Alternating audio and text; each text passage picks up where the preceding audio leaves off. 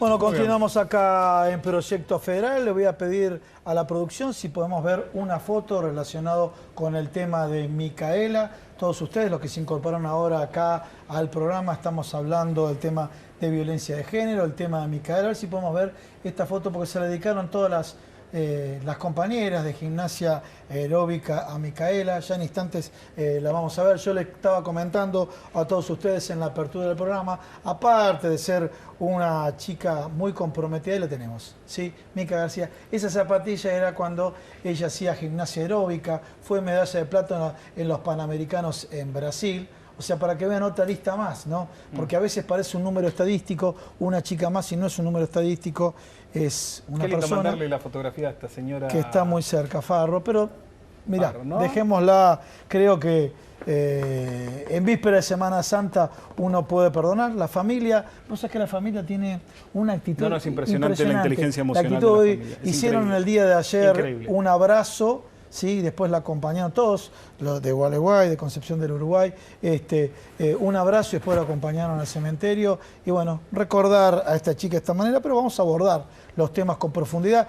Vimos con el doctor Bulacio ya una arista y después automáticamente vamos a pasar con el diputado Alejandro Grandinetti o la otra arista que nos preocupa, porque bueno, estamos con el diagnóstico y que pasa por el lado legal, porque siguen durmiendo los diputados. Entonces acá el diputado Alejandro Grandinetti dice, no, acá estamos trabajando seriamente en este tema. Pero sigamos, bueno, estas personas, ya lo estás diciendo, algo que a nosotros nos conmocionó. Después viene el lado técnico jurídico de la reincidencia, que no son curables, lo llamamos en un término muy sencillo nosotros, o que de muy difícil recuperación. Sí, porque este tema del umbral, si el umbral es muy bajo, sí, entonces cualquier estímulo, cualquier impulso, en este caso emocional, impulso sexual, sí, puede llevar a un acto, digamos, como una violación o un acto de violencia o un asesinato o lo que fuere. Cuando el umbral es un poco más alto a la violencia, entonces... digamos, la reactividad es un poco menor, ¿no es cierto? Entonces depende mucho de esto y, digamos, la posibilidad de reincidencia, como recién hablaba con el diputado, ¿no? ¿Qué pasa por la cabeza de una persona No, que no, elige... no pasa. A ver, no, porque... Es emoción. Claro, es emoción pura. Es profesional, ¿Sabés Esa es la cosa. Escuchaba el otro día que decía, bueno, que había un patrón en él. Si el patrón era una chica de una estatura aproximada, como la que tenía Micaela, con el color de pelo parecido, que siempre atacaba a chicas muy parecidas o con rasgos muy parecidos y con actitudes muy similares. Entonces, evidentemente, obviamente vos como profesional sabrás explicarlo desde ya, Juan Manuel, debe haber algo en esa persona que le llama la atención. Esa va a ser mi víctima, no, por ejemplo, la que está ni a mi derecha ni a mi izquierda, es esa. ¿Por qué? Bueno, porque siempre hay recuerdos, siempre hay estímulos que desencadenan respuestas emocionales. ¿Por qué un estímulo desencadena una respuesta? Tiene que ver con la memoria, con los anclajes de la persona, con su historia, con personajes que han pasado. Eso no se puede precisar, pero sí ver en cada caso individual. Pero lo importante es que ese estímulo provoca una respuesta inmediata. En ese sentido desaparece la racionalidad y el comportamiento es como si fuera un comportamiento mucho más primitivo, mucho más animal, ¿no? Bueno, sin razón en el medio, bien, sin evaluación. Después vamos a tocar varios temas de violencia de género, pero otra de las preguntas que se hace la gente, ¿y la castración química? ¿Funciona o no funciona? Digamos que la disminución de la testosterona que provoca la castración química, por supuesto, disminuye la agresividad. Esta impulsividad y la agresividad. ¿Sí? Eso es lo que se puede decir desde el punto de vista, digamos, técnico, científico. Ahora, después, hay muchas consideraciones aparte acerca de si corresponde o no, si está bien o no está bien, y ahí se entra en una polémica que sería difícil de desarrollar en este momento. Pero, a ver, ¿no? suponiendo que la castración sí o no, si la persona, en caso de que haya castración, tal vez comete la violencia de otra manera porque disfruta de esa violencia, ¿no? Bueno, hay personas que lo hacen desde el lado...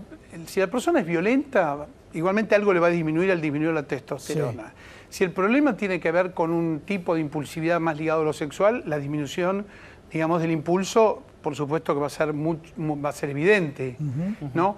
Digamos que lo que digo es que hay un problema aparte complejo, y que me parece que no es el tema por ahí de hoy, acerca de este tipo de intervención, ¿no es Claro. cierto? Si se No, puede sí, por supuesto. actuar, cuál es el grado de ética y qué hacer con estas personas, ¿Qué pasa ¿no? cuando a profesionales como vos, que, a ver, le dicen al juez, le dicen al fiscal, señor juez, después vamos a hablar seguramente con también el diputado aquí, le dicen, señor juez, esta persona no puede salir en libertad porque psiquiátricamente, psicológicamente no está apto para convivir con la sociedad.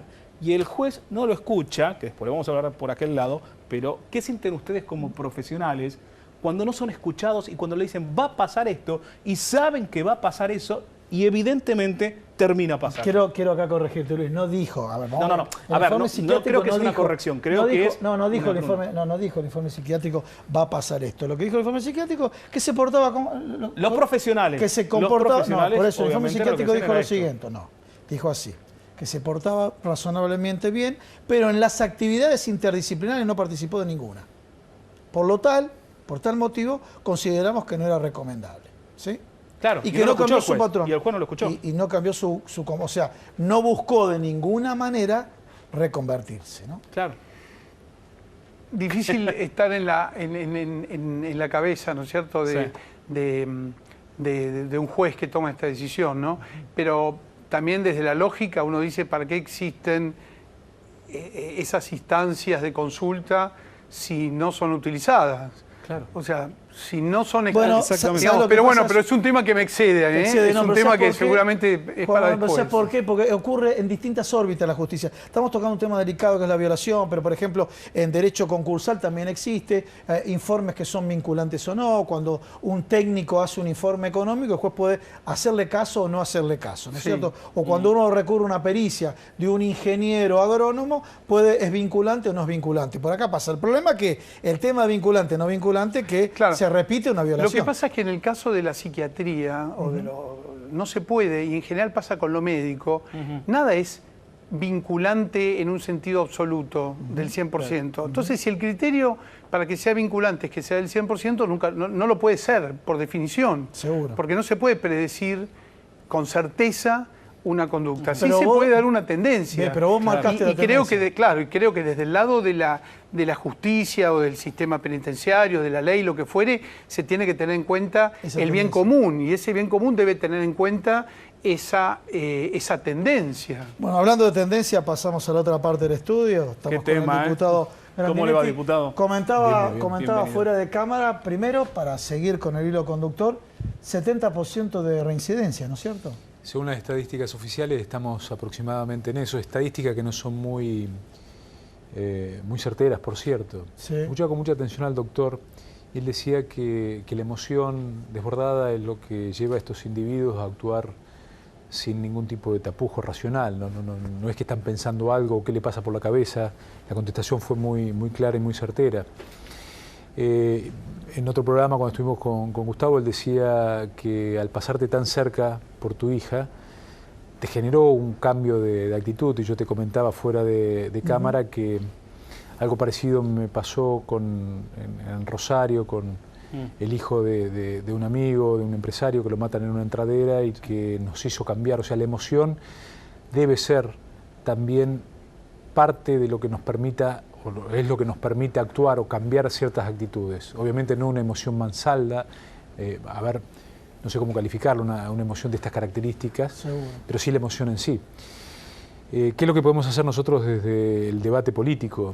Lo primero es entender un proceso que hay en la Argentina que es muy grave. Ahí estamos viendo lo de Ni Una Menos, ¿no?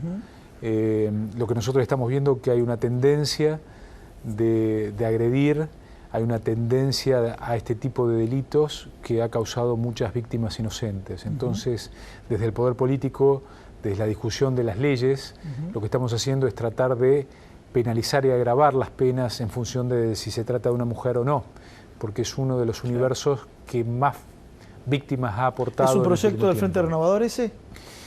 Sí, claro, el que nosotros proponíamos con respecto a esto de que, por ejemplo, sea un agravante que no se permita la salida anticipada, como tienen otro tipo de delitos, sí es un proyecto nuestro, tiene media sanción, lo mismo que cuando uno va a entregar... o va a Disculpa, hacer, te tengo que interrumpir. ¿Media sanción desde cuándo? la media sanción la tenemos desde la de los 9 pasos para sacar a alguien de cárcel, que después si querés te lo hago muy rápidamente, lo tenemos del 24 de noviembre Ajá. del año pasado. O sea que lo que nosotros pretendíamos era que incluso se incorpore a las extraordinarias del año pasado, cosa que no ocurrió. Esperemos que el Senado efectivamente lo convierta en ley y que el Ejecutivo lo haga rápidamente. ¿Qué es lo que nosotros decíamos? Nosotros decimos que eso que es vinculante o no vinculante, un juez debe tener asistentes que conozcan de la pericia técnica, en este caso psiquiátrica. O sea, un juez no es un médico, no puede reemplazar a un médico. Y si efectivamente le está pidiendo una opinión científica, debe sujetarse a esa opinión científica. Nosotros, además de que le pida ese informe, de que sea vinculante en el sentido de que sea tenido en cuenta, también ponemos protocolo en generar un registro de coerción a nivel nacional creado por la Corte Suprema de Justicia. Sí. Esto es, que se vinculen a todos los antecedentes psiquiátricos, psicológicos, de comportamiento, de todos los delincuentes que están en la Argentina en tiempo real. Eso se puede hacer y se debe hacer. ¿Y por qué un violador, a ver, pasa cierta cantidad de años y queda libre? En Argentina Porque es así, lamentablemente. no solamente un violador, cualquiera. Lo que nosotros también estamos Pero pidiendo estamos hablando... desde el Frente Renovador Claro. es que la condena sea igual a la pena. O sea, si efectivamente el encierro, si vos estás condenado a 9 años, son 9 años de prisión. No se den las 2/3. Que sea una sola, porque la sociedad necesita tener en claro de qué estamos hablando. Acotar el margen de discrecionalidad del juez. Eso es otra. Este individuo tenía que haber estado preso. Primero para cumplir la pena y luego, si efectivamente no estaba en condiciones de convivir, tener algún otro tipo de tratamiento que probablemente sea o psiquiátrico o psicológico, pero que sea prevención para proteger a la sociedad civil, a la sociedad que ha decidido no armarse, vivir en paz. La culpa no es de la víctima nunca. Y que además que la víctima, y eso es otro de los puntos que nosotros agregamos, los derechos de las víctimas, particularmente con este caso de las excarcelaciones, sea consultada y avisada. Porque es la que nos da la garantía de que todo el procedimiento fue el adecuado. No que un juez llama por teléfono y te deja en libertad a un individuo peligroso. Claro. Y el otro punto es que el servicio penitenciario, allí lo tenemos que cambiar, sirva para algo. Hoy son depósitos donde los individuos no trabajan, no se curan de sus adicciones y además no pueden mejorar su nivel general del acceso, por ejemplo, a la cultura, a la educación, que es una herramienta de salida social. O sea, hoy son depósitos humanos en los cuales salen peor de cómo entraron. Y en otras partes del mundo, si tomamos ejemplos, ¿cómo es? No tomemos Estados Unidos, pero tomemos otros ejemplos. Bueno, obviamente, si vos tomás, por ejemplo, algunos países nórdicos, están buscando presos para mantener sus cárceles, ¿no? No es un problema el de la violencia, el de la exclusión. También es cierto que aquí lo que tenemos que recordar es que muchos de estos casos lleva implícito una violencia previa. O sea, el doctor seguramente tendrá también antecedentes en cuanto a estadísticos, en cuanto a lo que ha sufrido muchos de estos individuos que después reproducen esa conducta. Muy probablemente ellos son producto de algún otro tipo de vejación, de maltrato, de exclusión, y que la manera que tienen es efectivamente tomárselas con víctimas inocentes. Lo que desde el Estado tenemos que garantizar es que alguien que no está en condiciones de convivir no quede en libertad por el solo hecho del paso del tiempo. Que un juez, en forma indiscriminada, pueda desoír 2 informes periciales psiquiátricos que le aconsejaban que no lo dejen en libertad, más el informe del fiscal. O sea, la verdad que toda la evidencia marca de que este juez incumplió los deberes de funcionario público y le cabe un jury de enjuiciamiento, pero eso no nos devuelve a la vida a Micaela. Lo que sí nos marca es que quizás tengamos que cambiar las leyes para acotar ese margen de discrecionalidad de un juez. Debemos también tener la incorporación de lo que son los juicios por jurado, o sea, lograr que efectivamente la sociedad se involucre en hechos conmocionantes y comprender que la violencia de género es una en donde una cultura machista como la nuestra, violenta como la nuestra, se ha manifestado con una patología asombrosa en los últimos años. Bien, pasamos nuevamente con el doctor Bulacios y después retomamos los temas políticos con él y te liberamos. A ver, justo hay un tema, un común denominador. Este violador, ¿sí? ¿Hay un fenómeno cultural que lo arrastra a esta violencia de género? Sí, sin duda que sí. Parece hoy increíble, pero verdaderamente uno escucha todavía cuestionamientos al concepto, a la categoría de violencia de género. Y la violencia de género se debe diferenciar del resto de los cuadros de violencia, sí, porque tiene particularidades, ¿no? Y esas particularidades, negarlas, justamente van en una dirección contraria con la idea de resolverlas. Claro. Y la verdad que en nuestra cultura es machista, coincido con negacionista lo que también se comentaba el diputado, sí. Sí. Y negacionista. Sí. Y ese machismo, digamos, está muy impreso en muy distintos estratos y se expresa, claro, en algunos niveles de una manera claramente violenta. Si a eso agregamos el abuso de sustancias, particularmente, o empezando con el alcohol, hay una cantidad enorme de predisponentes a este tipo de situaciones, visto desde un enfoque, digamos, social, ¿no? Bueno, ¿cuál es el sentido de la marcha? A ver, ya vamos a ni una menos, ¿sí? Hay un sentido de la marcha, hay una gran presencia y una fuerza que uno siente por parte de mujeres, de hombres, pero ha pasado también, Juan Manuel, que mientras la marcha se realizaba, se daban en distintas partes por ahí del país, solamente del país, 3 o 4 asesinatos, femicidios, justo, coincidentemente. A mí me parece que hay como decíamos recién, hay una cultura machista. La violencia de género es algo que existe y tiene que ver con la capacidad, con la posibilidad de ejercer una supremacía a partir de la fortaleza física o del temor que se pueda generar desde lo psicológico sustentado en esa diferencia física. Entonces, esto lo diferencia de otros tipos de violencia que por supuesto que existen y que en nuestra sociedad hoy lamentablemente lo vemos en todos los niveles, ¿no? Pero entender las particularidades de los distintos tipos de violencia ayudan a poder combatirlos. Bien, clarísimo. Bueno, otro de los predisponentes es el alcohol, ¿sí? ¿Influye acá, no? ¿Cómo es el tema? Brevemente, el alcohol, digamos, disminuye, hablábamos hoy de un umbral hacia la impulsividad. Bueno, el alcohol disminuye el umbral.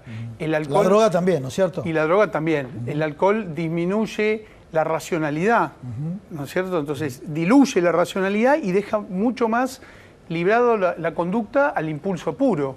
Una cosa con respecto a lo del tratamiento, que no tenga cura, sí, volviendo a lo que se puede hacer en las cárceles eventualmente, no quiere decir que no tenga alguna clase de tratamiento, claro, ¿no es cierto? Incluso desde el punto de vista farmacológico se puede actuar, digamos, sobre los impulsos.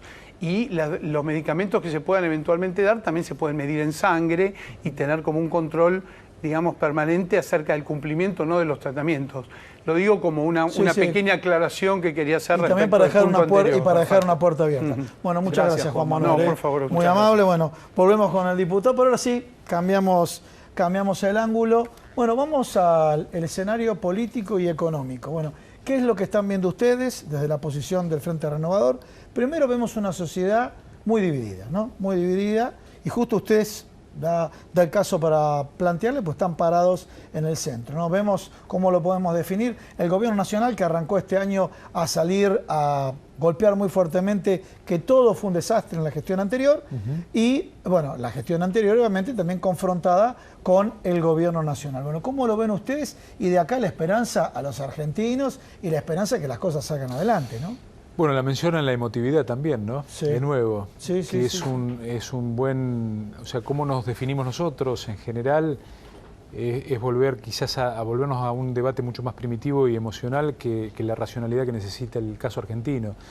Cuando vos ves en temas económicos, cuando no se pueden expresar éxitos concretos de la salida de una economía que venía ya con indicios de una parálisis. Podemos discutir si creció al 1, al 2, pero pero lo los cierto es que últimos 2 años efectivamente venía planchada con cayendo, problemas graves.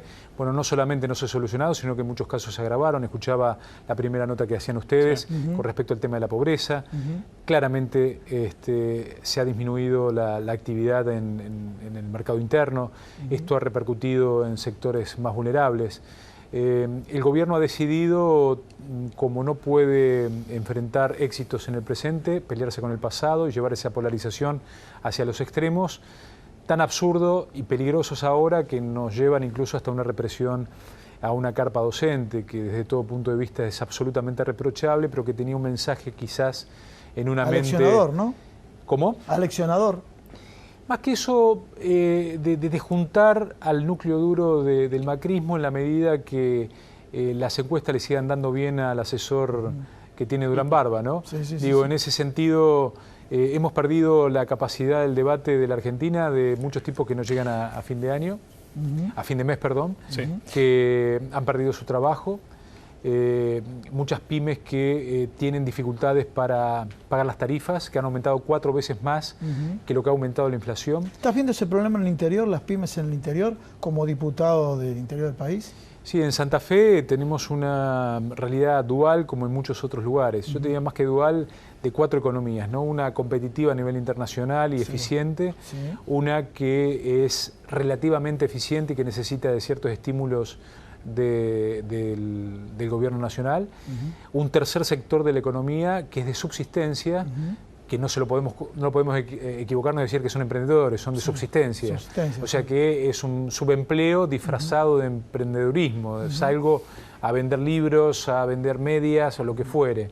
Y por último, los que no están dentro del mercado. En ese sentido encontramos que hay un sector vinculado a la agroindustria que relativamente es un brote verde, pero una gran mayoría de empleados y de actividad comercial que tienen una gran dificultad. La clase media en general está empezando a sentir en el bolsillo que no arranca la economía. Por eso, ante no poder dar respuestas a esa economía, que creo que va cada vez a un lugar mucho más grave, no por ser agorero, pero si vos, por ejemplo, el propio Banco Central te dice que han aumentado los fondos golondrinas que han llegado a la Argentina, que vienen aquí con un dólar atrasado, a hacer una renta extraordinaria en dólares para volver a irse, lo que estamos haciendo es transferir riquezas a esos propios fondos para que se los sigan llevando. La verdad que eso fue una decisión política y eso está empobreciendo cada vez más al conjunto de la economía. Muchas gracias, Alejandro, muy amable. Muy amable, gracias. Bueno, Alejandro. y vamos a cerrar la última parte del programa con la doctora Leal. Muchas gracias por estar acá. Bueno, escuchaste la primera parte del programa, la canasta de alimentos, y vos nos vas a dar consejos, porque en un país donde hay pobreza, en un mundo donde hay pobreza, desperdiciamos alimentos. Sí, lamentablemente en una cifra de 38 kilos por habitante por año, acá en Argentina. Hay otros países que tienen más pérdida, Estados Unidos 110 kilos, digamos, mucho más. Y donde, bueno, es una problemática porque tenemos vinculaciones éticas, sociales, económicas, medioambientales. Seguro. Es decir, producir alimentos, invertir horas hombre, tierra, agua en un alimento que después se va a tirar. Entonces ahí hay un impacto medioambiental importante. ¿Y qué tips, qué consejos das con este dato de desperdicio de alimentos que tenemos que hacer para mejorar a partir de hoy? Bueno, es muy importante, por ejemplo, en el caso de frutas y verduras, consumirlas las que son de temporada, que son más económicas desde el punto de vista de valor nutritivo. Tienen mucho más valor que un alimento que ha tenido una cadena de comercialización, que ha venido, digamos, de otro país, o sea, lo que es la producción local. O sea, ahí hay más desperdicio. Claro. Entonces, bueno, ahora tenemos, por ejemplo, los cítricos que están digamos, de temporada, es lo mejor que hay que hacer. Segundo tip, es el primer tip. Segundo tip, aprovechar todo el alimento. Si yo compro, no sé, remolacha, y hay un penacho de hojas de la remolacha y se usa solamente el bulbo, no, esas hojas se puede usar como si fuera una espinaca, una selga, por ejemplo. Otro tip es vigilar muy bien la fecha de los alimentos. Tercer tip, mirar la fecha, o sea, una vez se ha descuidado, ¿no, Luis? Claro. Una cosa es la fecha de vencimiento. Hoy me venció un alimento, obviamente mañana no lo puedo consumir, pero hay algunos alimentos con una indicación que dice consumo preferentemente antes de. Entonces, ¿qué pasa? La mayoría de las personas 2 días antes de tener este vencimiento tiran el alimento, lo descartan. A ver, vamos al cuarto tip. Porcionar bien los alimentos. Es decir, yo puedo comprar alimentos, aprovechar una oferta del 2x1, por ejemplo. ¿Sí? Compro queso blanco, 2x1, ¿sí? Y a lo mejor no llego a consumirlo. Y lo termino tirando. Claro, y se termina tirando, entonces ahí lo quiero un beneficio. Muy bueno, la verdad, muy pragmático. Ahí lo puedo.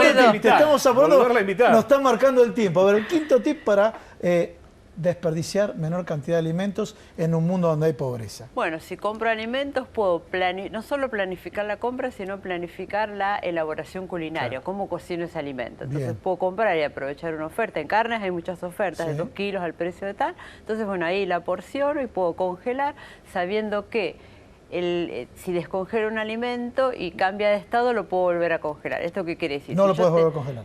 Si cambia de estado, sí. Si yo tengo carne cruda en el freezer, cocida, la bajo y ahí sí la puedo volver a congelar. Si no cambia de estado, no. No. Ahí tengo 2 días, 48 horas para consumir ese alimento. Para consumirlo. Bueno, el último, y cerramos ahí, el último tip para no desperdiciar alimentos. Bueno, acá lo que hay que tener en cuenta es, digamos, en lo que es la planificación, y hoy que hablaban acerca de la canasta básica y el consumo de los lácteos, por ejemplo, bueno, tratar de porcionar los alimentos y tratar de hacer educación alimentaria, es decir, aconsejar a la familia, a los chicos que hagan el desayuno, o sea, ha habido un corrimiento digamos, del consumo de lácteos por gaseosas o por bebidas endulzadas. Entonces, bueno, ahorramos no solo para no desperdiciar alimentos, sino para que lo que compramos sea aprovechable y que tenga el valor nutritivo que se necesita. Licenciada Marcela Real, muchísimas gracias por venir. Nos quedamos sin tiempo, nos tenemos que ir rapidísimo. Chau. Gracias. Chao.